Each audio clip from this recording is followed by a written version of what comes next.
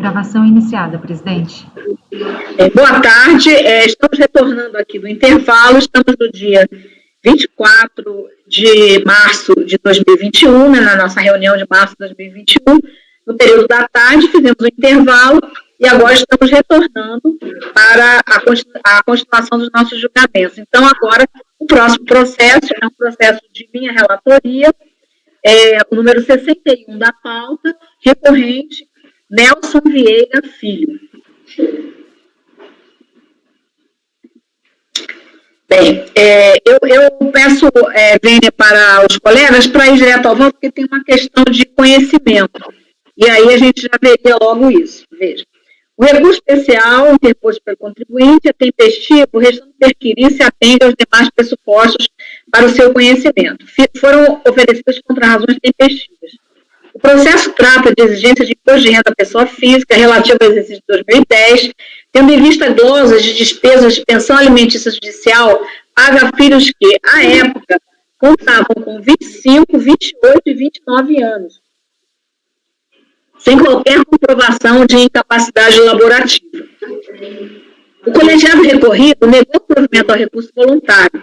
O contribuinte, por sua vez, pede que seja restabelecida a dedução de pensão judicial paga aos filhos maiores de 24 anos e, para demonstrar a divergência, indicou como paradigma o acórdão número 9202-007-117, colacionando a seguinte passagem. Veja, o contribuinte trouxe apenas, o contribuinte está defendendo que pode ser a pensão acima de 24 anos, e ele faz o cotejo com este trecho que seria do paradigma. Enquanto não cancelada judicialmente, a despesa com pensão alimentícia concedida dentro das normas do direito de família é dedutível, independentemente da idade atingida pelo alimentando. Tem algum som aí em algum microfone? Alguém está falando? É bom fechar, não é? Ouviram? Bom, de plano, registro que é ônus do recorrente demonstrar divergência analiticamente com a indicação dos pontos nos paradigmas colacionados que divergem de pontos específicos no acordo recorrido, conforme prevê o parágrafo 8º do artigo 67, do anexo 2 do ITAF. Ademais, conforme exigem os parágrafos 9º e 11 do mesmo artigo 67, o recorrente deve instruir o apelo com a cópia do inteiro teor dos acordos indicados como paradigmas ou com cópia da publicação que tenha sido divulgado, facultando-se-lhe a transcrição da íntegra da ementa no corpo do recurso.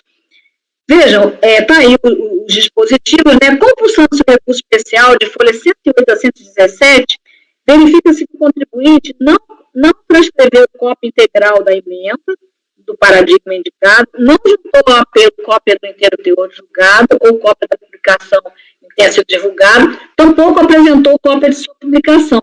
Ademais, aí que eu acho que é o mais sério, né? Atribuiu ao paradigma trecho que lhe é estranho, já que não corresponde a qualquer parte do voto daquele julgado. Veja, eu não tenho o inteiro teor, não foi juntado nem a emenda inteira, e esse trecho que ele faz o cotejo não está no paradigma, certo? Destaque, o contribuinte, no meu entender, não se desincumbiu do ônus de demonstrar a divergência quanto à matéria por ele suscitada, tampouco atendeu aos requisitos formais para interposição de recurso especial de divergência, o que impede o conhecimento do apelo. Ainda que assim não fosse, o que se admite apenas para argumentar, a divergência não restou demonstrada pela análise do teor do paradigma indicado, como se concluiu equivocadamente do despacho que deu seguimento ao recurso. Isso porque, como se vê dos textos do acordo 9202 transcritos apenas no despacho, mas não no recurso, né? O entendimento nele esposado está ancorado na súmula CARF número 98, revogado em 3 de 9 de 2018, enquanto que o acordo recorrido foi proferido em 23 de 4 de 2019, quando para enunciado não mais se encontrava em vigor. Então, assim, a ausência de demonstração de divergência quanto à matéria suscitada, não há como conhecer do apelo, então eu não conheço desse recurso. Entenderam o que aconteceu? Não teve nenhuma comprovação formal, a gente nem é tão, vamos dizer assim, rigoroso nisso, né? A gente verifica muito a demonstração em si do paradigma. Até porque, muitas vezes, a divergência nem está na emenda, está até no corpo do paradigma, mas o contribuinte traz um trecho que não existe no paradigma e no despacho foi feita uma demonstração com um trecho do paradigma que cita a súmula que ela foi revogada. Então, no acordo recorrido nem poderia ter, né, a gente não aceitaria jamais um paradigma para demonstrar uma divergência calcada numa legislação, numa súmula que seja, que já foi revogada. Então, eu não estou conhecendo do recurso. Conselheiro Mário. Presidente, até para falar essa admissibilidade, salvo engano, foi lá da minha Câmara, e inclusive a gente fez, na verdade o colaborador ele acabou fazendo o cotejo do acórdão recorrido com paradigma e com equívoco, inclusive, um equívoco de reconhecer uma súmula que nem mais existia como existente para estabelecer a divergência. Mas aí não foi nem o principal problema. O principal problema é que essa demonstração, como nós sabemos e como o regimento interno determina, ela deve ser feita por quem é parte no recurso, senão, assim, aí a gente, é claro que a gente trabalha com várias pessoas, as pessoas às vezes fazem isso na intenção de fazer o melhor trabalho possível e às vezes isso não passa, por isso que nós fizemos, inclusive no ano de 2020, um curso para os colaboradores, inclusive para evitar esse tipo de coisa, mas se vocês olharem, eu já estava olhando aqui agora, realmente, como a presidente falou, o contribuinte traz um pequeno trecho do que seria o voto, do que seria uma parte do voto do paradigma, quando você olha esse trecho não existe no paradigma. E aí talvez pelo volume de trabalho, talvez pela sistemática que o colaborador adotou, ele acabou trazendo um trecho mesmo do voto para dizer que as situações elas eram parecidas e que a divergência estava configurada, quando na verdade isso não foi feito.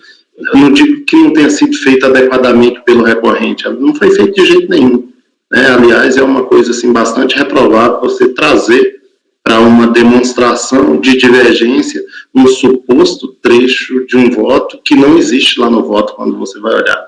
Então, eu acompanho, e sempre que tenho, que me deparo com esse tipo de coisa, eu tomo cuidado de levar para o colaborador, para que ele tenha conhecimento, para que não cometa mais, ou para que tente se prevenir de não cometer esse tipo não incorrer nesse tipo de problema.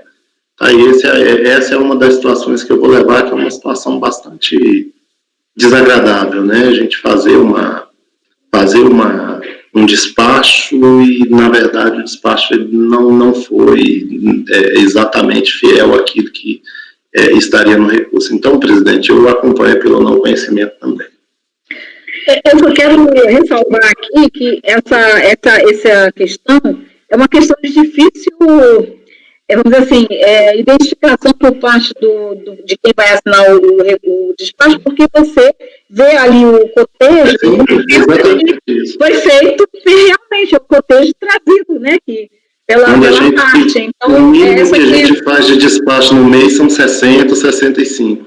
Então, pelo volume de trabalho, a gente não tem condições de ficar olhando peça por peça no processo em cada despacho, até porque nós temos os nossos votos. E às vezes acontece esse tipo de coisa, mas obviamente a gente tem, quando traz para cá, para discussão no colegiado, a gente acaba detectando, e obviamente isso serve de feedback para que a gente aperfeiçoe o trabalho anterior ao envio dos recursos especiais aqui para a Câmara Superior. Ok. Conselheiro Ana Cecília? Eu acompanho, presidente. Conselheiro Pedro Paulo? Acompanho, presidente. Conselheiro João Vitor? Acompanho. Conselheiro Maurício? Acompanho, presidente. Conselheiro Marcelo? Acompanho. Conselheira Rita? Acompanho. Então, no 61, por unanimidade de votos, não conhecer do recurso. Agora, então, o 62 é um recurso da Fazenda Nacional, contribuinte a Cássia Branco Ferreira. Eu acho que eu já coloquei também aí. Tá.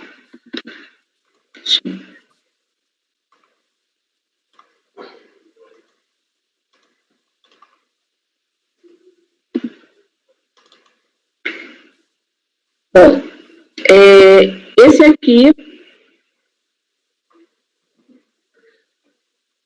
eu também vou direto ao voto, porque aí a gente já pontua o que tem, inclusive, de conhecimento, enfim. Esse caso, desculpa, é um caso conhecido já, uma matéria conhecida, que é aquela situação em que nós temos uma despesa médica de uma pessoa que não é dependente daquele declarante, né? E a pessoa, no caso, fez, inclusive, declaração em separado. Então, o recurso especial, interposto pela Nacional Tempestiva, está de perquirir se atende aos demais pressupostos do seu conhecimento, foram apresentados contra razões tempestivas. Trata-se de exigência de imposto de renda da pessoa física, exercício 2006, a questão de multa de ofício e juros de mora, tendo vista a apuração de dedução das indevidas despesas médicas, sendo que, após a decisão de primeira instância, somente remanesceu a parte relativa à glosa de despesas médicas de terceiro, não relacionado como dependente na declaração de ajuste anual da contribuinte, certo? Então, só sobrou isso lá, o resto já ficou decidido lá na TRJ. O colegiado recorrido deu provimento ao recurso voluntário, admitindo a dedução de despesas médicas do pai da contribuinte, que não constou como dependente em sua declaração de ajuste e apresentou declaração separada. A Federação Nacional, por sua vez, entende não ser possível tal dedução. Assim, a matéria em discussão é a dedução de despesas médicas dependentes relativamente a pessoas não informadas como tal na declaração de ajuste. Em sede contra-razões, a contribuinte alega que a Fazenda Nacional não teria demonstrado a alegada divergência, seja porque a situação fática dos paradigmas não guardaria similitude com a do acordo recorrido, seja porque a análise dos julgados teria se baseado no arcabouço probatório de cada processo. Assim, convém examinar a situação fática dos julgados em confronto. Aí a gente vê aqui, olha, o acordo recorrido, está dizendo aqui, foram cumpridas as exigências legais para a inclusão de dependentes, podendo ser reduzidos, portanto, as despesas médicas desses dependentes. Isso está no acordo, no voto, do acordo recorrido. Aí teve embargos, né?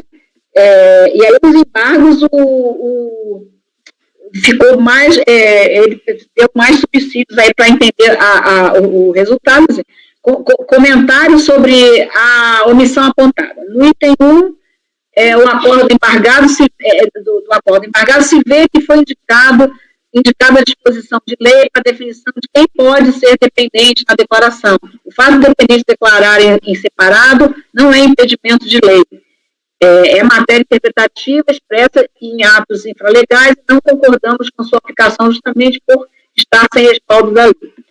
A restrição de que, eu estou só lendo os textos que estão negritados, né? A restrição de que haja necessidade de ser dependente inserido na declaração não existe no texto da lei, assim não há vedação legal para a dedução destas despesas.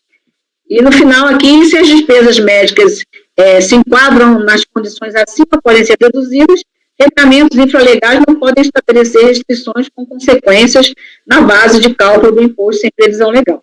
Então, isso daí houve um embargo no sentido de que a questão dos fundamentos, né, e aí foi fundamentado assim, se entendendo que a declaração, ou o contribuinte poderia, vamos dizer assim, corrigir um erro, que seria um erro, enfim, e não existiria impedimento aí para essa dedução. Como se vê, o colegiado recorrido não fez qualquer alusão à eventual conduta da contribuinte, tal como a apresentação reiterada de declaração em separado, tampouco analisou as provas das despesas, baseando-se tão somente na interpretação da legislação tributária para considerar que, para aproveitamento de despesas de pessoa que tenha a condição de dependente, é dispensável a inclusão do dependente na declaração, e ainda irrelevante que o mesmo tenha apresentado declaração em separado. Porque uma das questões contribuintes que levantou, mas o paradigma eram vários exercícios. Quando a gente vai no paradigma, ele não condiciona nada a isso, ele só entende que não pode deduzir despesa de pessoa que não esteja na declaração. Por outro lado, aqui no acordo recorrido, também ninguém fala mais nada de que pode. Certo? Então, eu entendo aí, para mim, está perfeitamente demonstrada essa divergência. Então, o paradigma está aí, olha, não pode ser aproveitado como dependente de outro enquanto o faz declaração. É uma afirmação genérica, né? Então, não foi porque isso tivesse sido em vários exercícios ou alguma coisa assim. A gente lê aqui o paradigma todo, a gente vê que isso aí não foi o principal. Então, nesse paradigma se constata que estavam presentes as mesmas condições que foram determinantes na decisão do recorrido, ou seja, a dedução em questão era relativa a despesas médicas de pessoas que, mesmo podendo ser legalmente enquadradas como dependentes, não foram assim incluídas na declaração de ajuste anual do contribuinte declarante e ainda apresentaram declaração em separado, sendo que eventual distinção quanto à conduta do declarante, que a apresentação de declaração em separado em mais de um ano calendário, por exemplo, no meu entender, não tem condão de infirmar a divergência quanto à matéria suscitada. Ademais, não se pode atribuir ao conjunto probatório constante do julgado qualquer relevância no posicionamento adotado por aquele colegiado. Eu realmente não vi, não consegui ver sobre esse ângulo, né? Em suma, trata-se de julgados que apreciaram situações fáticas similares, cujas conclusões foram opostas quanto à possibilidade de dedução de despesas médicas independentes relativamente à pessoa não informada como tal na declaração, com base na interpretação do mesmo dispositivo legal, de forma que o paradigma se revela, no meu entender, apto à demonstração do litígio diferencial. Quanto ao segundo paradigma, aí eu já entendo diferente, né? Eu vou aqui, aqui no segundo paradigma se faz aquela questão de que teria que comprovar que na declaração da pessoa que faz em separado, que aproveitou concomitantemente a mesma despesa, certo? Então, aí já eu não aceitaria, vou dizer aqui o resumo no final, porque, embora esteja claro que nesse julgado também estava em discussão a possibilidade de dedução de despesas médicas de pessoa que não estava relacionada como dependente da declaração, do declarante, né, desse que fez a dedução da despesa, e que apresentou declaração em separado, a discussão dele travada envolvia especificidades relacionadas à natureza das despesas e ao modelo da declaração apresentada em separado. Dedução do valor integral pago a plano de saúde pelo titular do plano, quando constatado que os demais beneficiários do plano, cônjuge e filhos, não se aproveitavam da mesma dedução em suas declarações, que de fato se afasta da situação retratada no recorrido, em que tais questões não se fizeram presentes, de forma que o posicionamento do colegiado foi proferido, levando em consideração contextos distintos. O que eu quero dizer aqui é que, embora seja semelhante, nesse paradigma, aparentemente, se levou em conta que não teria sido apresentada na declaração em separado a concomitância de despesas, certo? Então, isso aí não se viu, nem chegou-se a isso no recorrido, que entendeu que podia, e o paradigma, o primeiro paradigma, entendeu que não podia. Então, no meu entendimento aqui, eu estou conhecendo, certo? Eu estou conhecendo do recurso. Eu não sei se eu vou tomar os votos, vou tomar os votos. Conselheiro Mário, o conhecimento. Acompanho. Conselheira Ana Cília. Acompanho. Conselheiro Pedro Paulo. Acompanho, presidente. Conselheiro João Vitor. Eu também acompanho. Conselheiro Maurício. Acompanho. Conselheiro Marcelo. Acompanho. Conselheira Rita. A relatora. Então, nesse 62, né, da pauta, por unanimidade de votos, por enquanto, conhecer do recurso, aí agora no mérito do recurso, e no mérito, bom, agora aqui no mérito é já a situação já conhecida, né, eu já tive a oportunidade de manifestar várias vezes, vários conselheiros também, eu estou aqui colocando o fundamento, né, pelo qual a dedução é para o declarante e seus dependentes, obviamente, eles estão na declaração. Né? Então, a contribuinte poderia ter colocado, não sei se a questão de rendimento, enfim, qual foi a motivação para não colocar, mas isso não vem ao caso. Uma pessoa, o pai é passível em determinadas condições, ele não ficou como dependente, fez declaração em separado, porém, a dedução foi feita em relação às despesas dessa pessoa. Então, eu entendo aí, já seguindo aqui a nossa jurisprudência, já temos aqui vários acordos que eu já coloquei aqui. Então, a questão em si de erro, né? Eventuais erros na elaboração de declaração, normalmente quando a inclusão de dedução da base de cálculo que implica em redução do imposto, somente podem ser corrigidos em entrega de declaração retificadora antes de notificar o lançamento. Então, realmente, não teria como ver isso aí sob o ângulo também de erro, né? De correção de erro. Então, eu estou só aqui fazendo algumas ponderações em relação, considerando que a inclusão de dependência é uma opção do contribuinte, e uma vez que, no caso em tela, as despesas médicas pleiteadas referem-se à pessoa não relacionada, e que ainda apresentou declaração de separado, de forma que não poderia mais figurar como dependente de outra declaração. Resta caracterizada a infração à legislação tributária, não devemos falar em erro de fato. Então, eu estou com todas essas considerações, que o acordo recorrido, ele diz que, ele pega o artigo 147 e diz assim, não, ele pode corrigir erros que não tenham nada a ver com a infração. Mas a infração foi essa, a infração foi exatamente essa. Foi deduzir como despesa médica, despesa de alguém que não estava como dependente, que estava como dependente. Então, exatamente essa questão. Deixando claro aqui que, muitas vezes, se dependendo de uma fiscalização, de alguma coisa que se verifica em alguma declaração, a pessoa, por exemplo, que declara os rendimentos inteiros como isentos, ela não tem interesse nenhum em fazer deduções, né? Na hora que se diz assim, por exemplo, esse rendimento não era isento, esse rendimento era tributado. Bom, então eu tenho aqui dedução disso, daquilo. Isso se aceita já na malha, já na própria fiscalização, se não no SRL, em termo circunstanciado, a DRJ, certo? Então, isso não está se falando disso, está se falando de se entender que corrigir erro para aquilo que foi objeto da autuação. E eu entendo que esse foi o objeto da autuação, certo? Então, eu estou, no mérito, dando provimento ao recurso da Fazenda. Conselheiro Mário.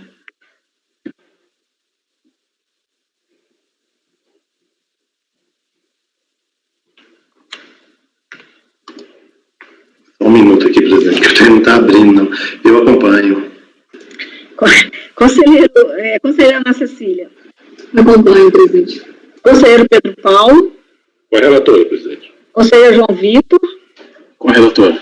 Conselheiro Maurício. Com a relatora. Conselheiro Marcelo. Acompanho. Conselheira Rita. Acompanho. Então, por unanimidade de votos, conhecido o recurso e do mérito, dá-lhe provimento. Agora, então, o 63 nós já tínhamos julgado, né, que foi a sustentação oral. O número 64 da pauta, de relatoria do conselheiro Marcelo, recorrente à Fazenda Nacional e contribuinte Amélia Reis da Silva.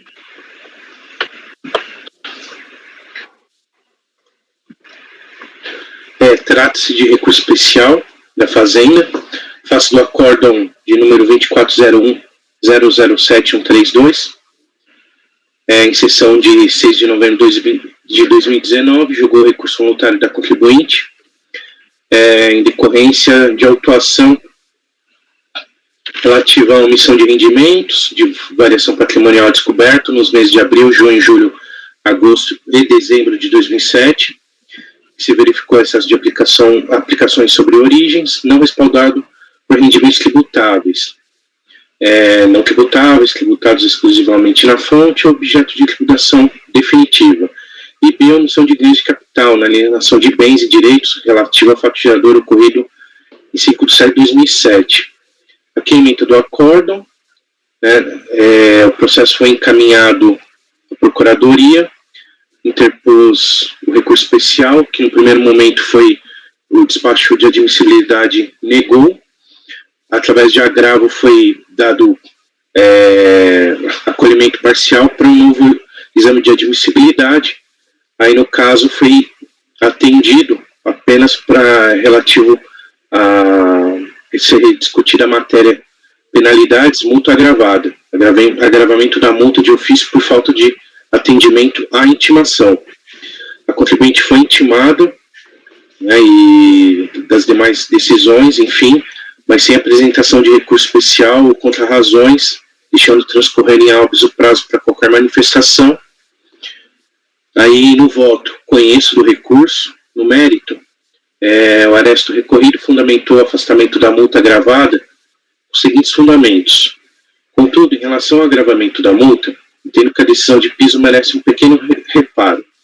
Conforme relatado, estando a autuação relacionada à apuração, conforme detalhamento constante do TVF, de omissão de rendimentos, em face da variação patrimonial descoberta, aqui dos meses de 2007, e omissão de ganhos de capital, entende o seguinte: a justificativa para o agravamento da multa de ofício encontra-se disposta da seguinte forma no TVF.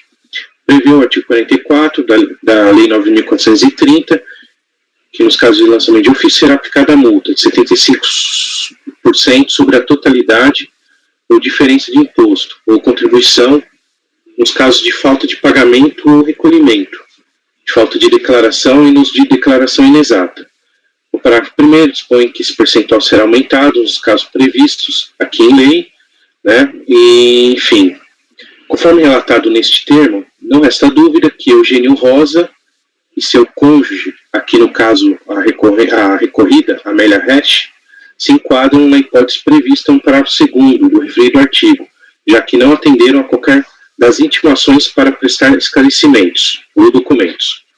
Aí, no voto recorrido, pois bem, além de ser genérica a justificativa da fiscalização para o agravamento da multa de ofício sem a devida articulação com os fatos narrados, entendo que a consequência do não atendimento das intimações para prestar esclarecimentos e ou documentos é o próprio lançamento da item A, omissão de rendimentos em face da variação patrimonial descoberta, e B, omissão de ganhos de capital na alienação de bens e direitos. De modo que nessas hipóteses, tais fatos não podem ensejar ainda o agravamento da multa de ofício com base no artigo 44, parágrafo 2º, inciso 1, da Lei 9.430. No caso dos autos, a não comprovação dos fatos desejados pela fiscalização já resultou no lançamento da omissão de rendimentos e omissão de ganhos de capital, não podendo motivar também o agravamento da multa de ofício aplicável. O meu voto, no caso dos autos, entendo que merece ser mantida a decisão recorrida, uma vez que, apesar de não ter sido indicada a aplicação da súmula CARF 133, que diz: a falta de atendimento à intimação para prestar esclarecimentos não justifica, por si só, o agravamento da multa de ofício, quando essa conduta motivou presunção de omissão de receitas ou de rendimentos. Contudo, pela leitura do acórdão recorrido, verifico que as razões de decidir estão relacionadas com a referida súmula. Além disso, entendo que o agravamento constitui-se em sanção ao sujeito passivo, aplicáveis nas hipóteses em que este deixar de prestar informações ou esclarecimentos necessários ao trabalho da autoridade fiscal. Contudo, tais esclarecimentos devem ser necessários e pertinentes à ação fiscal. E incabível o lançamento da multa agravada nas situações em que a autoridade fiscal já dispõe dos elementos necessários ao lançamento, como ocorre no caso em questão. Explico. Analisando os autos, verifiquei diversas intimações, tanto para contribuinte quanto para seu cônjuge, as folhas 65 a 92, e que não foram respondidas. Contudo, no próprio TVF, da ação fiscal de folhas 657 a 673, constata-se, por parte da autoridade fiscal, o seguinte fato: aqui é a fiscalização da apreensão de documentos por ordem judicial.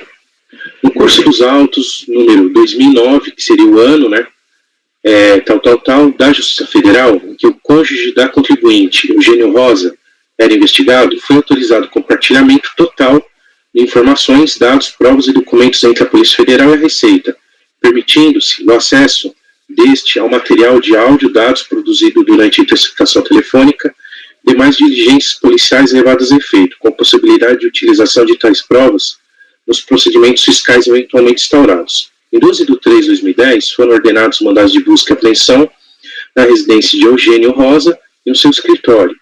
Os mandados foram realizados em 17 de 3 de 2010, conforme autos de apreensão. Dentre os documentos e arquivos apreendidos, nos computadores foram encontradas anotações manuscritas e planilhas que indicavam que Eugênio possuía patrimônio muito superior ao informado em suas declarações, incluindo várias empresas registradas em nome de terceiros e grande número de veículos, planilha de controle de cheques, com vasta movimentação de contas correntes, titularizadas pelo Eugênio e por terceiros. Tornando meu voto, Pela descrição acima, compreende-se que a fiscalização já continha, se não todas, mas boa parte das informações em seu poder para dar início à fiscalização, sendo que as intimações para o cônjuge foram efetuadas após a obtenção de tais informações perante a Justiça. Nesse sentido, o acórdão recorrido indicou que a justificativa para a multa agravada foi genérica e sem a devida articulação com os fatos narrados, e por isso conduziu à conclusão do voto nos moldes do quanto exposto na súmula CARF 133, que no presente caso entendo aplicar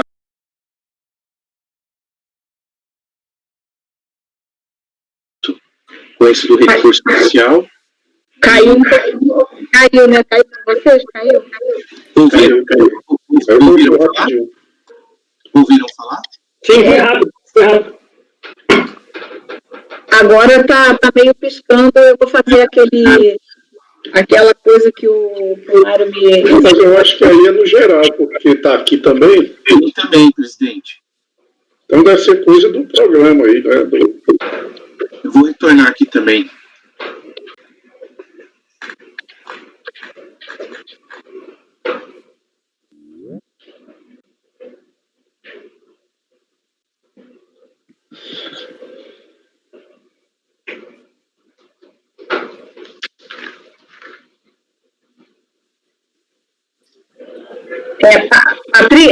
Eu pergunto ao nosso apoio se a gravação foi preservada.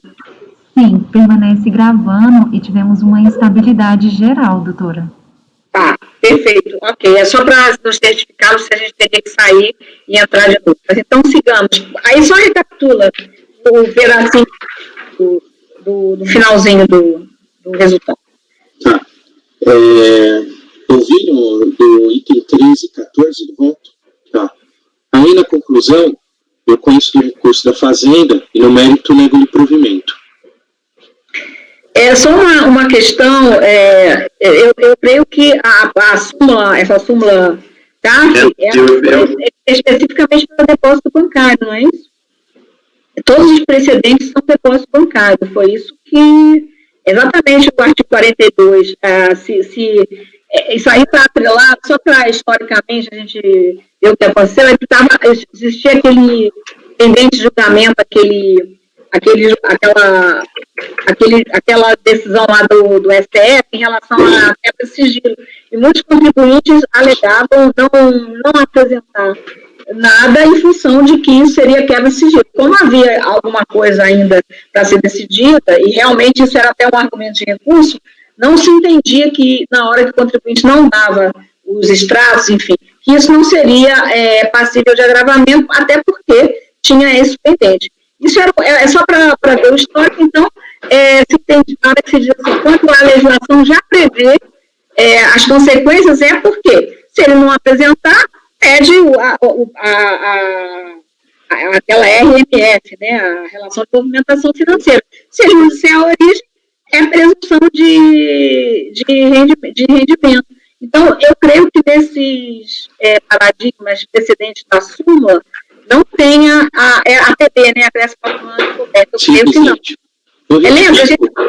Eu excluo como razões de decidir essa parte, porque eu estava até analisando o primeiro despacho de admissibilidade, né, até estava indicando dessa forma, mas parece que até houve, provavelmente deve ter sido retificado em razão disso. Tá? Sim, eu até excluo as razões de decidir em relação à súmula CARF. Sim, vocês lembram, né, acho que vários participaram aqui dessa rodada de súmulas, né, eu sei que Rita, sim, não sei se a Ana Cecília estava nesse julgamento, o Pedro Paulo, enfim, era exatamente isso, os precedentes eram todos do artigo 42. É porque eu não sei por que houve essa instabilidade, eu não estou conseguindo entrar no e-processo, mas, assim, nem nada mais que... Tomara eu continuar tendo acesso à pasta T. Tomara eu, mas eu iria ver... Eu coloquei os processos na pasta T, presidente, na minha pasta. Eles estão lá. Tá. Eu creio que esse é um caso que se diz, inclusive, que foi no agravo, né? Teve outros casos. no agravo, porque só porque dizia assim,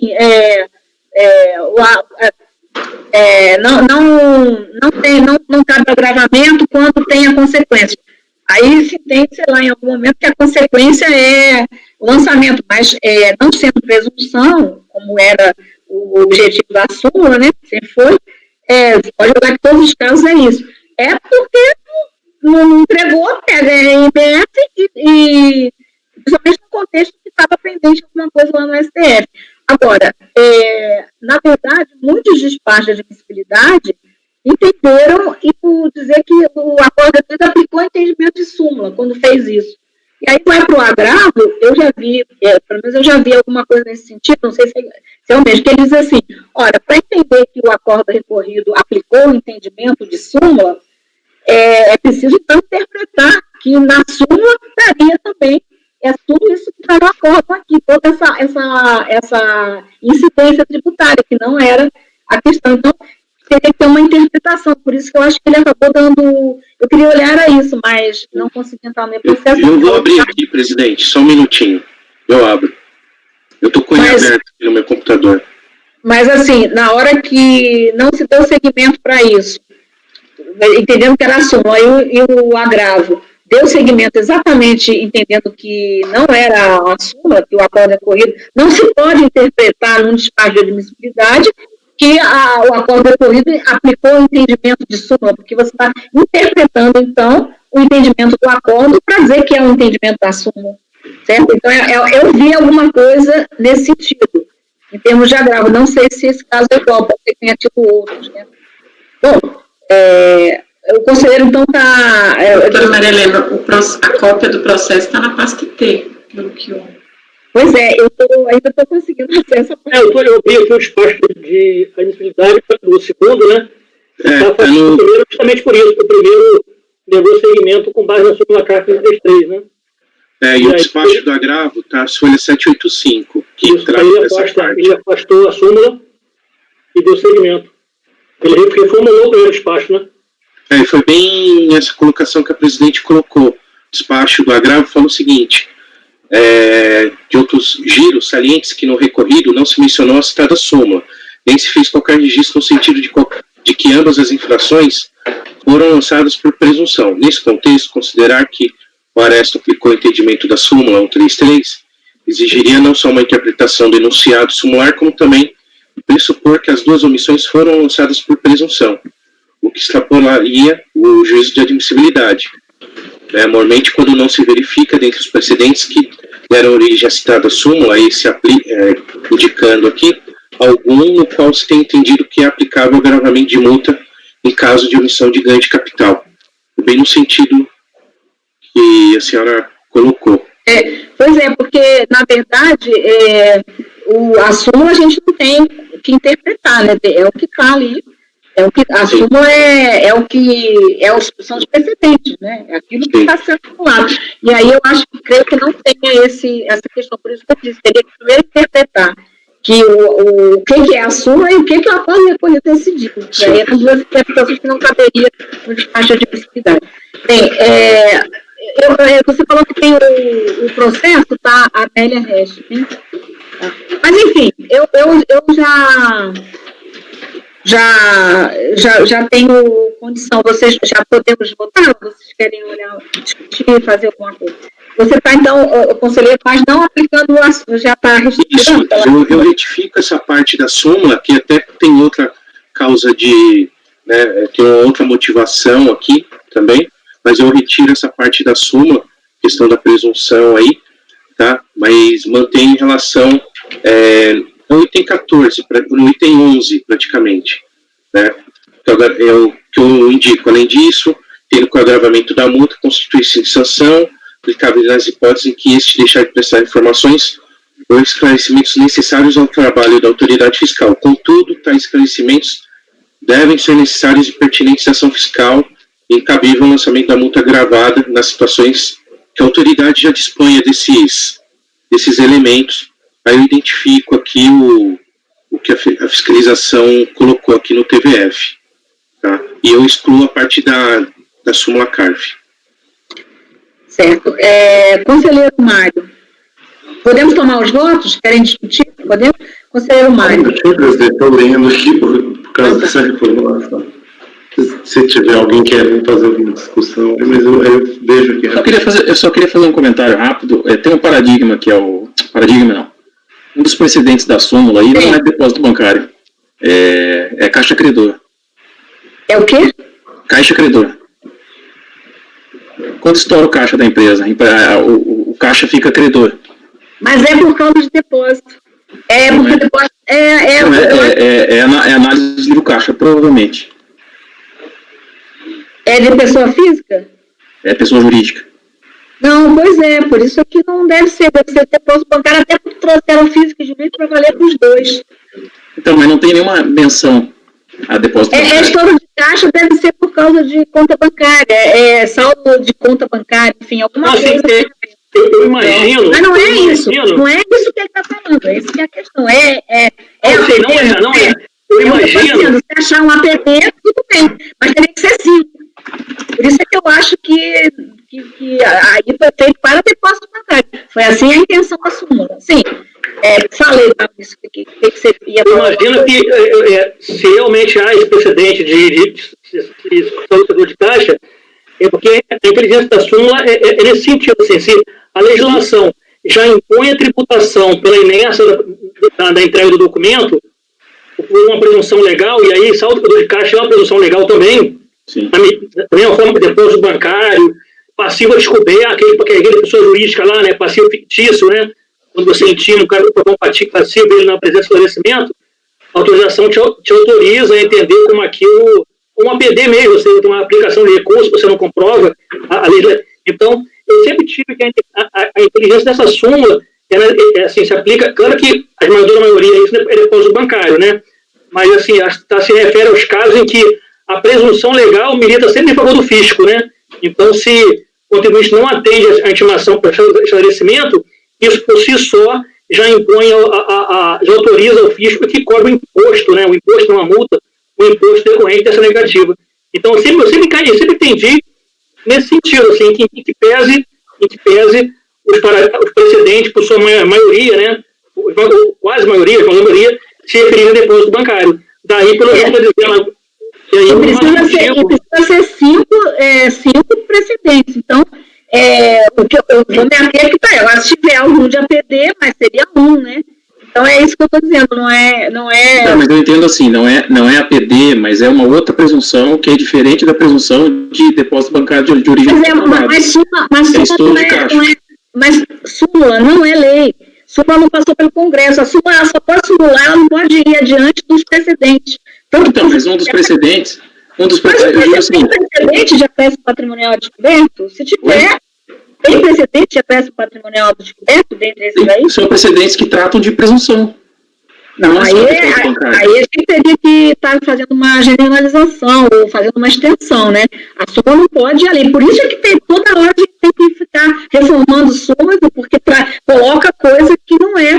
Então, na verdade, se fosse o APD... Aliás, o APD, a presunção é só o estouro do caixa, mas até se chegar a estouro de caixa, você precisa que se comprove como é que chama? As origens e as aplicações. E para isso você pede. Vários documentos, né? Talvez. Você tem que pedir para o contribuinte. Se ele não apresentar esses documentos, a dificuldade é grande. Não pode dizer que você tinha. Agora, com relação ao caso concreto, Marcelo, isso não é um lançamento feito com base em presunção. Pelo que entendi aqui, o contribuinte teve um certo nível de documentação apreendido e a fiscalização foi lá no contribuinte, apresentou esse contribuinte um termo para apresentação de documentos, esses documentos não foram trazidos. Eu pergunto a você se esses documentos seriam exatamente os mesmos documentos que deram aso ao lançamento, à notificação de lançamento, sei lá, que eu acho que é auto de infração. Eu não vejo vejo assim muito não houve atendimento, só uma... Não houve. Inclusive, não houve atendimento nem... Não houve. Eu acho que não fala isso. Eu assim. É porque eu fiquei pensando, por que a fiscalização pediu documentos se os documentos já estariam com ela? Seriam os mesmos documentos, ou a fiscalização teria pedido documentação adicional? Porque, assim, eu me colocando no lugar de quem está fazendo a fiscalização, se eu tenho todos os elementos em mãos, eu não vou pedir nada para ninguém. Entendeu? Mas, assim... eu precisaria checar melhor, depois que a denúncia apura, você precisa de informações específicas, né? Para apurar a crédito patrimonial, inclusive, você é obrigado a antes intimar o contribuinte, né, a comprovar as origens. O tipo tributário lá da multa é prestar esclarecimento, né? Quando ele fala em documento, é outro tipo de documento, é documentação técnica lá de arquivos digitais, não é documento lá do censo, não. Quando ele fala o tipo, do artigo 44, ele fala intimado para prestar esclarecimento, item 1, inciso 1, né? O 2 é arquivo magnético, o 3 é documentação técnica, que se refere lá a alguma coisa dos arquivos magnéticos. Eu acho que esse agravamento da multa é específico para prestar esclarecimento. Eu não tenho até precisão já nesse sentido. Eu posso voltar já, presidente. A infração é essa mesmo, é a APD, é isso? É a APD, a infração, não é depósito. E um ganho de capital. APD e ganho de capital. O ganho de capital, então, é que não é presunção de jeito nenhum. Aí não tem nem dúvida que não é. E aí, com certeza, foi para trazer também elementos para isso, né? O ganho de capital, não tem dúvida que se a pessoa não trouxer os dados, como dificulta. Então, o que acontece? Passa o tempo e pode dar decadência. Então, tudo isso é por isso que tem essa multa aí para não atendimento. Agora, não nesse caso, você vai dar para esquecer, não vai dar, vai lá, até do banco, RME, traz, não disse a origem, vira rendimento, então é muito diferente, né, o posicionamento. E eu sempre entendi aqui, pelo menos em relação à pessoa física, que o que contempla aqui essa súmula é o depósito bancário, por excelência, né, que é aquele que não depende mesmo de nada. Principalmente porque, em algum momento, isso foi muito arguído, porque as pessoas entendiam que não tinham que apresentar o extrato, porque não tinha decisão judicial.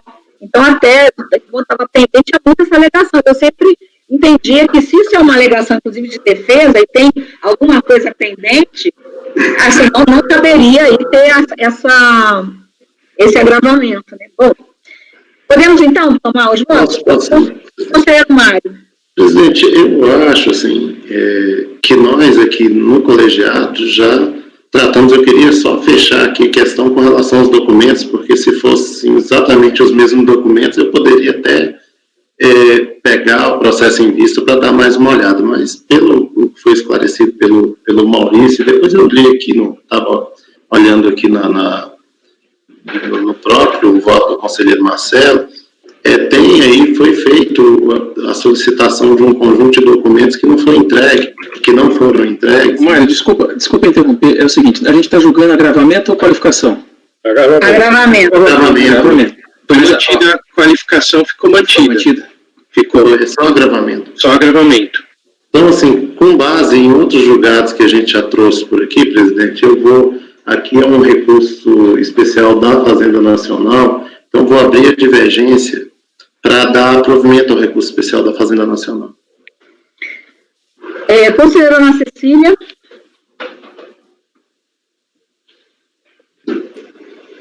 Eu ainda não tinha analisado em relação a PB sobre essa ótica, mas eu vejo o sentido que, na verdade, uma vez intimado, no caso da PB, para justificar, o contribuinte não faz, esse acréscimo ele vai ser mantido, de fato, né?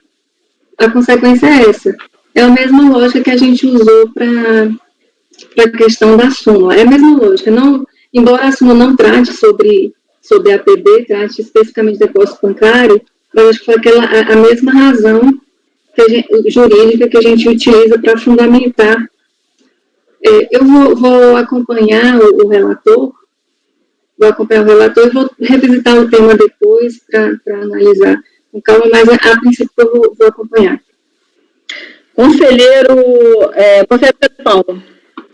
Eu acompanho a divergência, presidente. Eu acho que até poderia, dependendo da situação, mesmo não enquadrando a hipótese da súmula, mas aqui era uma fiscalização em que foram pedidos vários documentos que no fim resultou na apuração de 2 infrações, né? E isso certamente dificulta a ação fiscal, e o contribuinte tinha o dever de responder, ainda que fosse para dizer que não tem os documentos ou coisa desse tipo. O silêncio do contribuinte é a hipótese que caracteriza o caso previsto na norma que prevê o agravamento da multa de ofício. Eu acompanho a divergência do caso. Conselheiro João Vitor. Estou só terminando de ler rapidamente aqui o termo de encerramento.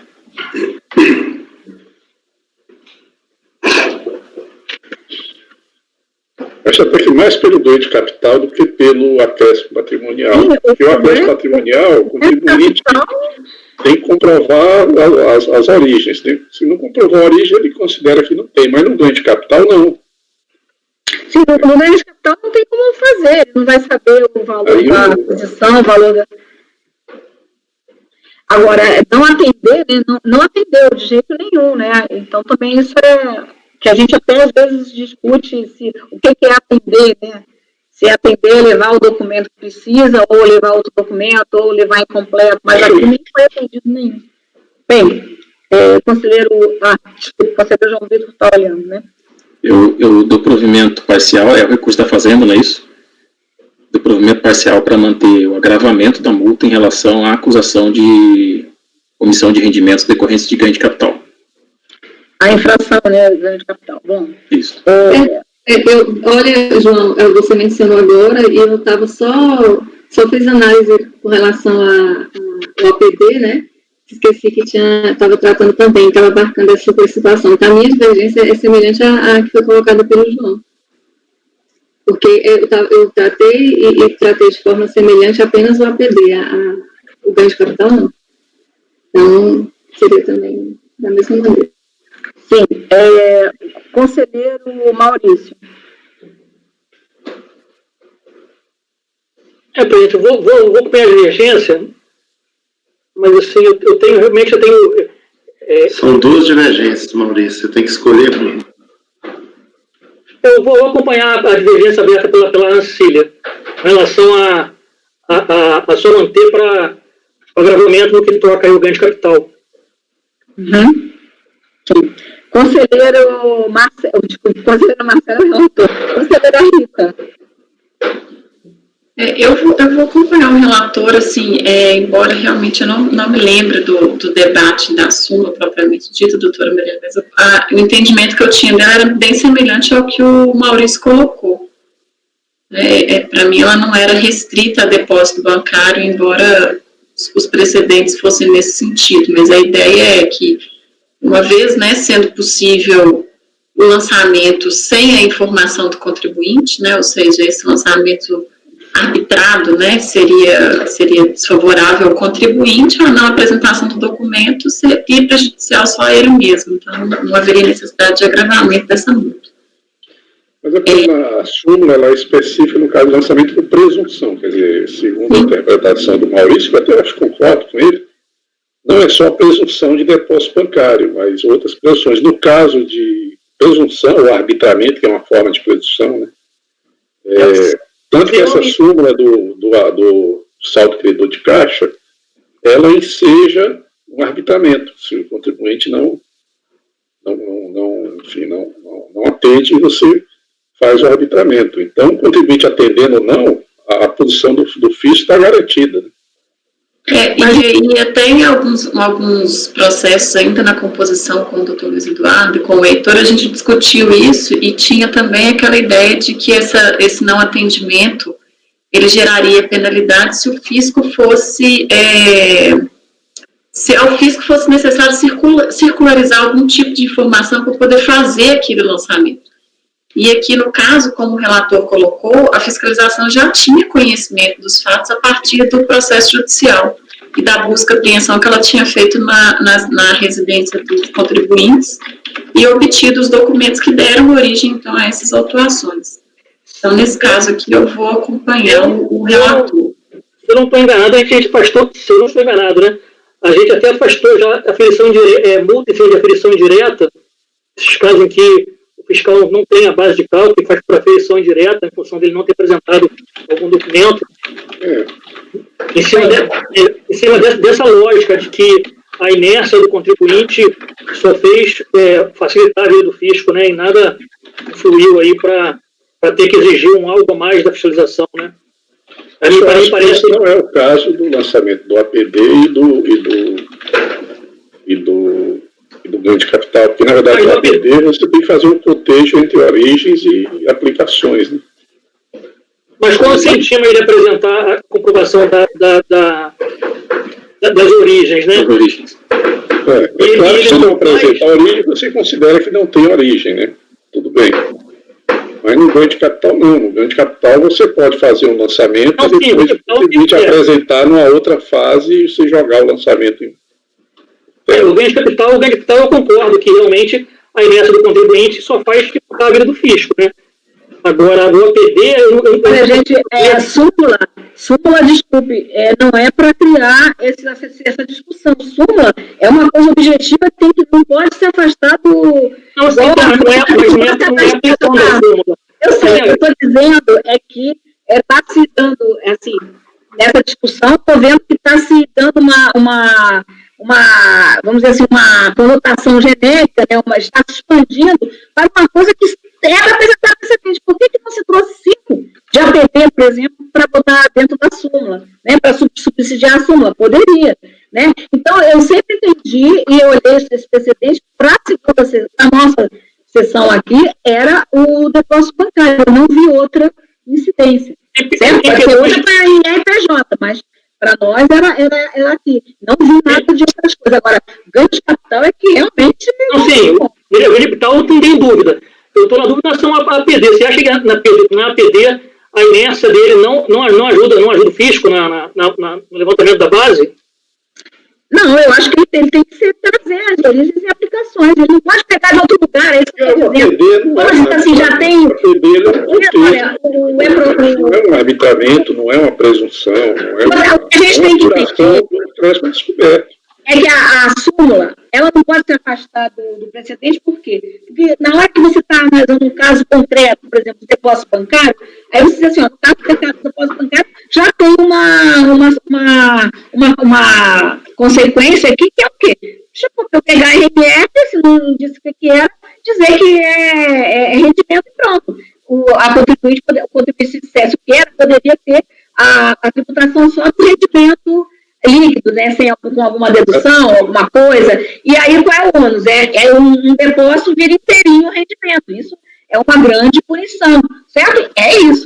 Agora, na hora que você diz assim, sempre vou perder quanto, você não trouxe nada, ela precisa que a pessoa traga as origens e as aplicações, a diferença para o resto, para o que eu entendo que foi simulado. Não precisa mais, quando a gente não trouxe, ela vai pegar em outro lugar. Nesse caso aqui, também se tiver que pegar em outro lugar, já não está na solução. Só é o seguinte, que a gente aqui fica agora interpretando, quando, na verdade, pode se tentar. Faz uma proposta de súmula só para APD. Não é buscando a súmula. Eu sei. Eu estou dizendo, é porque estava aqui se generalizando. Sim. Como se a súmula fosse uma lei, tivesse uma lei dizendo, no caso quando tem legislação, se fosse uma lei, eu poderia dizer, bom, então, por analogia, é um enunciado de súmula que não pode ser afastado do precedente. Então, eu estou dizendo isso. Sim. Então, é para entender. O que eu procuro ver é se na lógica da apuração, na lógica da apuração do que foi lançado, se a inércia do contribuinte em alguma coisa faz com que o fisco se tenha que fazer algo a mais do que simplesmente lançar. E pelo que eu estou dizendo, realmente, assim, no caso do APD, o contribuinte tem que trazer as aplicações, pelo menos, né, para o fisco justificar a origem, né? Há de fazer um balanço, né, entre daí não é a aplicação direta, a inércia dele não garante automaticamente que o fisco poder lançar, né? O fisco continua por exemplo, você tem lá um imóvel no seu nome, quando e por quanto foi adquirido esse imóvel, a informação que o contribuinte tem que dar. Né? Além do mais, quando você informa a origem, mesmo que ele não sirva para a apuração do acréscimo patrimonial, isso implica, por exemplo, na informação de outros rendimentos. Eu comprei aquele carro porque eu ganhei tantos reais no serviço que eu prestei. Você dá como origem no acréscimo, mas você lança uma omissão de rendimento, informações. Né? Você está na ação fiscal. Né? O lançamento ele é o resultado da apuração, aí faz parte do processo da apuração da renda e dos rendimentos. Presidente, eu vou acompanhar de vez com o Mário. Em função da sistemática de apuração do APD, realmente a inércia não traz o direito ao fisco de diretamente apurar o valor e ele continua tendo que fazer esse trabalho que lhe foi dificultado pela não apresentação das informações. Essas coisas assim genéricas que você está aplicando num caso concreto, não estou dizendo que você consuma, estou só pontuando isso. Veja aquela mesma assim, a simples omissão, você pega um caso de simples omissão, que foi tal coisa. Você assim, simples omissão, aí daqui a pouco simples omissão vira um texto como se fosse de lei, aí não dá. Então, por isso que eu acho que a gente não poderia se afastar agora. Aí aberta a temporada de súmulas, né? Pode se propor uma outra para o APD, mas, enfim, se entender assim, se achar, né? Agora, eu fiquei sem entender agora. Vamos então, que eu acho que tem aqui, talvez a gente tenha que aplicar aquele artigo 60. Veja, que negou o provimento ao recurso da fazenda. Só um minutinho, doutora Mariana, deixa eu só terminar de ler aqui o de verificação fiscal. Eu tenho aqui Rita e Marcelo, eu tenho dando provimento parcial Ana Cecília e João Vitor, verifiquem se é isso, e dando provimento ao recurso, nós temos Mário, Maurício e eu não sei se faltou alguém, né? E Pedro Paulo, eu não lembro do seu voto, foi... Eu acompanhei o Mário. A divergência do Mário. Divergência aberta do Mário. Mário, Maria Helena, Maurício e Pedro Paulo. Eu já estou dizendo que voto com a divergência do Mário, aberta pelo Mário. Eu acho que nem precisa, né, presidente? Já tem maioria, né? Tem maioria. Acho que nem precisa aplicar aquele artigo, né? Não, é a maioria. Então aqui não é voto de qualidade, né? Não, peraí, eu queria saber como é que está essa maioria, porque nós temos o voto do Marcelo Milton, do relator, aí depois nós temos 3... nós temos 4-2-2, 4-2-2, isso é futebol? 4-2-2, exatamente, aí deu aí, não tem maioria em nenhum. Tem sim, de dar provimento, Mas em que termos? No recurso da Fazenda. Sim, mas como é que nós temos essa maioria? Por enquanto, eu, Maurício e Pedro Paulo, e acho que a doutora Maria Helena também deve acompanhar pelas colocações. São 4. Deixa eu... Só que... Sim, fala, Rita. Quero só alterar o meu voto, vou pedir licença ao Marcelo, estou olhando aqui o termo de verificação fiscal e, realmente, com relação ao acréscimo patrimonial a descoberto, o lançamento... ele foi motivado pela apreensão dos documentos. O contribuinte foi intimado, ele não se manifestou e o lançamento se deu com base nas informações que o fisco já possuía. E o ganho de capital são diversos veículos e diversos imóveis que foram adquiridos, alguns deles, inclusive, em nome de terceiros. E aí essa informação foi obtida por meio da busca e apreensão, né, que motivou todo o lançamento. Mas foi necessário circularizar a informação, porque ele foi necessário intimar cada um dos vendedores e compradores desses imóveis, inclusive o corretor, para eles poderem apresentar os valores de venda e de compra e os respectivos contratos. Então, demandou uma atuação do fiscal, além daquelas informações que já continham, que já eram constantes do processo judicial. Então, eu vou acompanhar a divergência da conselheira Ana Cecília. Que é do João Vitor também, não é isso? Isso. Então, nós temos 4, 3, 1. Isso. O rito fiscal teve que, o que você falou? Circularizar. No ganho de capital, ele teve que circularizar, além das informações que ele tinha já em razão da apreensão dos documentos na ação judicial, que ele teve notícia da posse, né, de alguns bens imóveis e de alguns veículos, ele intimou as pessoas que compraram esses bens e as que venderam para poder informar os valores, para poder fazer a apuração do ganho. Então, ele intimou várias pessoas físicas aqui para apresentar os contratos, as imobiliárias. Então, tiveram vários termos de intimação fiscal. Ok, obrigado, Rita. Bom, então, eu acho que o melhor caminho, não sei, para a gente não registrar corretamente, é a gente olhar em relação a cada uma das infrações, certo? A gente a multa agravada em relação... são duas infrações, não é isso? APD e ganho de capital. A gente botar em separado, o que vocês acham? Para a gente não ter que ficar com esse monte de posicionamentos explicados e a gente fica com dificuldade. O que vocês acham disso? Tudo bem. Pode ser? Que aí a gente pode registrar até se é empate, não é empate, se é 19S, não é, certo?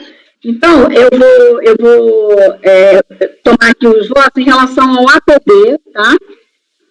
Em relação ao APD, a questão da multa agravada, se a pessoa dá ou nega o provimento, porque aí não tem como dar provimento parcial, já estou fatiando aí as infrações, pode ser?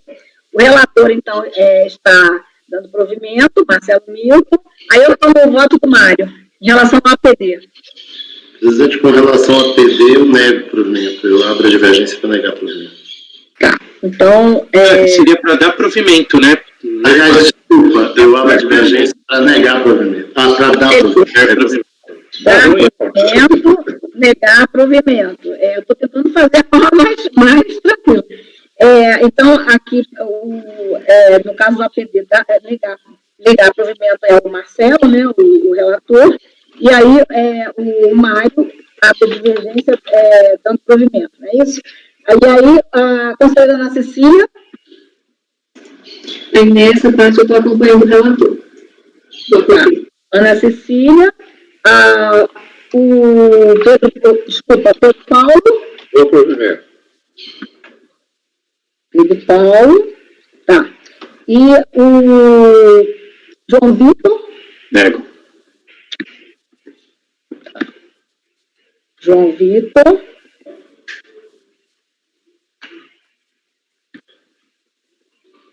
Só um pouquinho, gente, porque a essa altura já está um pouquinho, vamos dizer, negar provimento. É o Marcelo, até agora, né? O Marcelo, Ana Cecília, né? João Vitor, não é isso?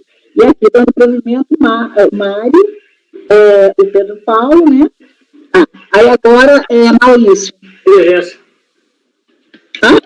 Diligência. Maurício, E a Rita. Eu acompanho o relator. Tá. Então, olha, vamos assim, olha, acordo, né, aí é que vai dar, então, um empate com as qualidades, né? Por determinação do artigo 19E, né? Aí, Mário, da lei número 10.502 de 2002, acrescido pelo artigo 28 da lei número 13.988 de 2020, negar provimento ao recurso, né, que é a multa qualificada, o provimento ao recurso relativamente à multa agravada incidente sobre o APD, o acréscimo patrimonial descoberto, certo? É isso? Está correto esse coisa? Agora, então, eu vou tomar os votos da multa agravada, porque a infração, as infrações são separadas, as multas são separadas também, não é isso? Então, agora, ainda mais que o ganho de capital não é nem do ajuste, né? O APD é do ajuste, o ganho de capital não é nem do ajuste. Então, vamos agora em relação à multa a multa é sobre o ganho de capital. Ganho de capital, certo. Sim. Aí o relator volta também por negar, não é isso? Marcelo. Isso. Aí eu vou para o Mário. Agora eu provimento, Mário, tá. E aí a Ana Cecília acompanha o ganho de capital. Acompanha a divergência. Tá. Então, Ana Cecília, Pedro Paulo. A divergência. Pedro Paulo, tá. João Vitor. Divergência. João Vitor, Maurício. Divergência. Maurício. E aí, Rita. Divergência. Então, tá. Então, e aí, ó, por maioria de votos, tá? Se faz aquele jeito de decisão 1, 2, ou tracinho, viu, Mário? A gente depois vê a forma. Por maioria de votos, tá? Dar provimento ao recurso relativamente à multa agravada sobre o ganho de capital, ok? Depois até a gente pode melhorar na hora que vem a pauta, a gente melhora um pouquinho a redação. Ficou ok?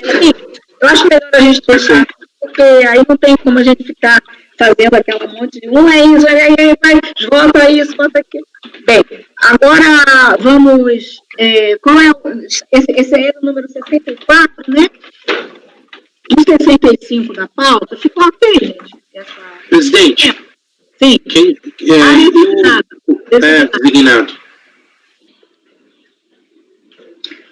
Designado Para redigir o voto vencedor quanto à multa sobre o ganho de capital. Alguém quer fazer? Eu posso fazer. Tá. O conselheiro João Vitor. Ok. Bom.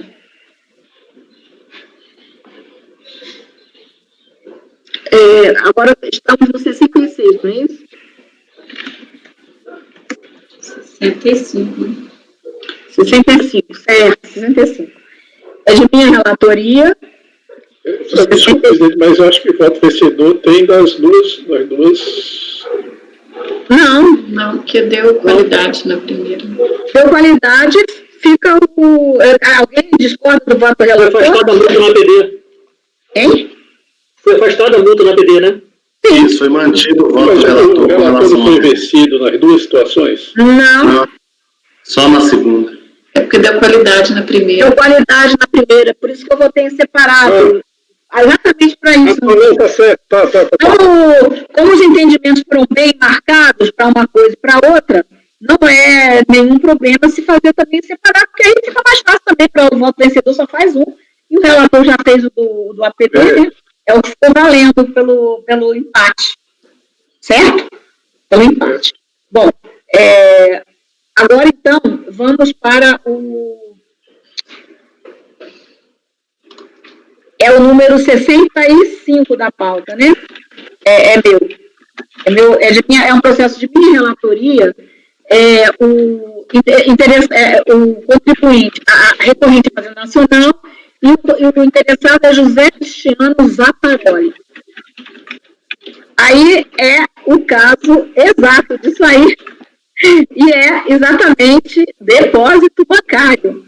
Então, eu não tenho nenhuma dúvida de que eu aplico aí a súmula, certo? Eu só não tenho problema de conhecimento, porque eu acho que não tinha a súmula aí na época eu já fiz todas aquelas aferições que a gente faz, né? A data da súmula, a data aqui do regimento que dizia que não sobe o que aplicasse entendimento de súmula, e o fato de existir uma súmula, que essa é uma das últimas súmulas. Então, eu estou aqui, um caso de agravamento de multa de ofício falso de atendimento à intimação, caso exatamente de depósito bancário. Então, estou aplicando a súmula carta número 133, que diz a falta de atendimento à intimação para prestar de conta não justifica por si só o agravamento da multa de ofício, quando essa conduta motivou presunção de omissão de receitas e de rendimentos. Certo? Então, eu entendo que aqui, nesse caso, não há, assim, algo adicional, né? Adicional, por si só, lógico. Pode ter alguma coisa, um desacato, sei lá o quê, mas, assim, nesse caso, eu não vi isso. Então, eu estou, nesse ponto, dando provimento, negando, conhecendo do recurso 65 e, no mérito, negando provimento ao recurso por aplicação da súmula 133. Conselheiro Mário. Acompanho, presidente. Conselheira Ana Cecília.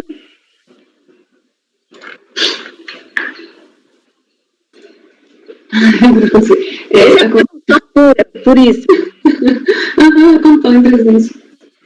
Conselheiro, e é a maciça maioria dos precedentes, né? Conselheiro Pedro Paulo. Acompanho, presidente. Conselheiro João Vitor. Acompanho. Conselheiro Maurício. Acompanho, presidente. Conselheiro Marcelo. Acompanho. Conselheira Rita. Acompanho. Então, no 65,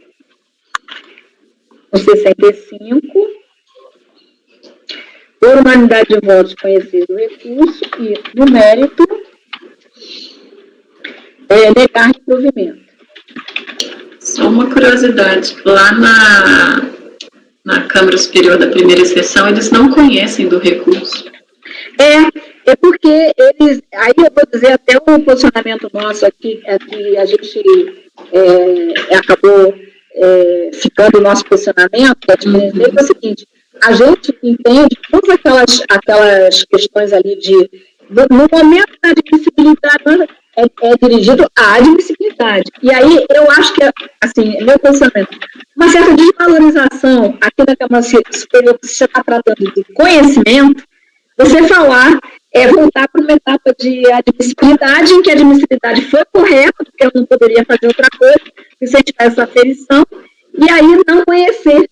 Né? Então, assim, a gente aí, nosso posicionamento no fim está expressando essa diferença, né, entre o conhecimento aqui e a admissibilidade, certo? Então, lá é o seguinte, ela só não conhece. Ora, na hora o recurso já está ali.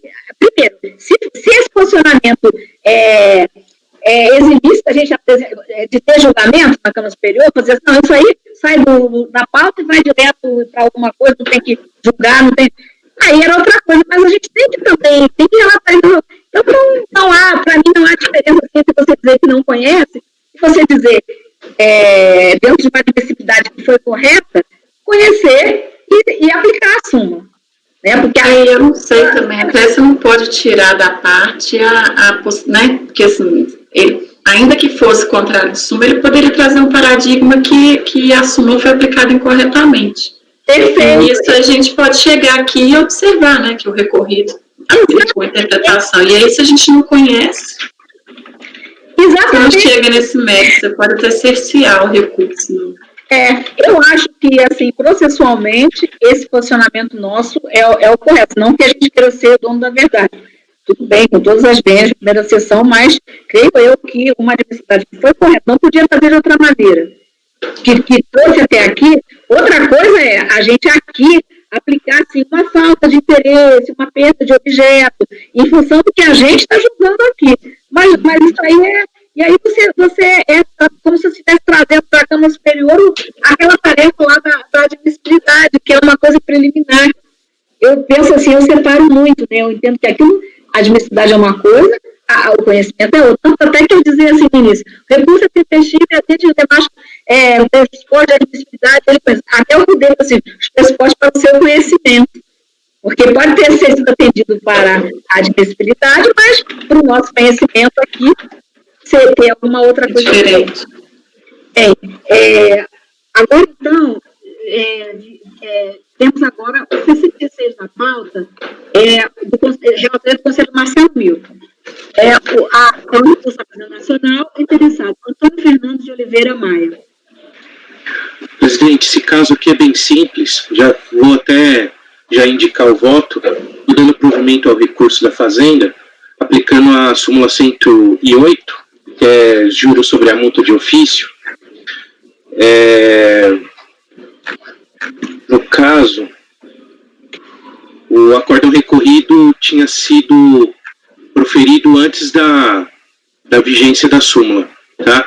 Só tem um assunto que, assim, o contribuinte atravessou uma petição, mas só indico aqui, mas para não deixar de falar, né, que ele coloca no item 6, ele fala o seguinte, as folhas, eu coloco aqui de 1656 a 1667, 18 de agosto de 2020, existe petição do contribuinte se insurgindo em face do processamento do recurso especial da União seja julgado no processo original, em vista do desmembramento para cobrança do crédito incontroverso e aplicação do artigo 19E da Lei 10.522 ao presente processo e suspensão integral dos processos administrativos.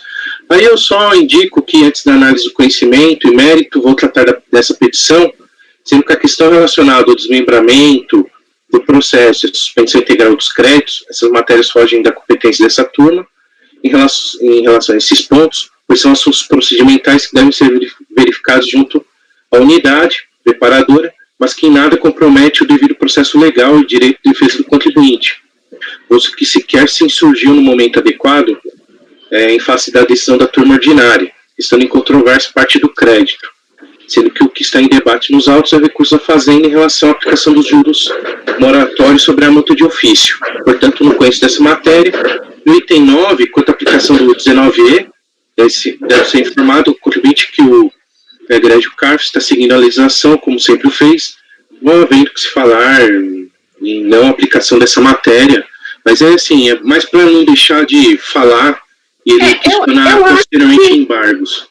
Eu acho que, assim, a meu ver, tendo em vista que nós temos aqui uma matéria de recurso, essas matérias são estranhas, quanto às matérias de petição são estranhas à matéria de recurso, que é o recurso da Fazenda Nacional, que tem uma matéria específica, né? Para a matéria específica, eu falaria assim. Certo. É porque a gente nem tem como, são estranhas, a gente não tem como nem conhecer, nem examinar isso aqui.